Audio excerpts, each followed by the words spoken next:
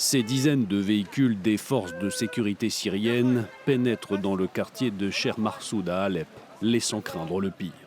La zone sous contrôle des combattants kurdes a été progressivement quadrillée par l'armée syrienne. De nombreux habitants du quartier, pris au piège par des jours de combat, ont été contraints de fuir. Des mosquées ont été ouvertes pour accueillir les déplacés. Il y avait des tirs depuis les toits, mais on ne savait pas d'où ils provenaient. J'ai laissé mes 3 enfants chez mes voisins, mais je n'arrive plus à les joindre. Je veux seulement revoir mes enfants, rien d'autre.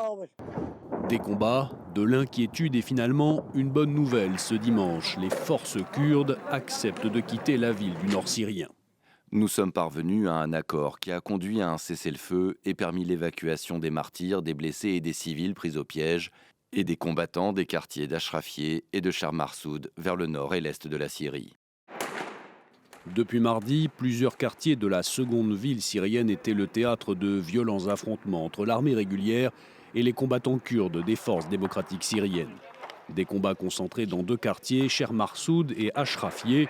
Ces violences ont éclaté alors que les forces kurdes et le pouvoir central peinent à appliquer un accord conclu en mars dernier. Ce dernier vise à intégrer les institutions de l'administration autonome kurde au sein du nouveau pouvoir. Depuis la chute de Bachar al-Assad en décembre 2024, le gouvernement d'Ahmed al-Shara s'est engagé à protéger les minorités, mais il a été depuis confronté à des massacres d'Alaouites et des violences contre la communauté druze.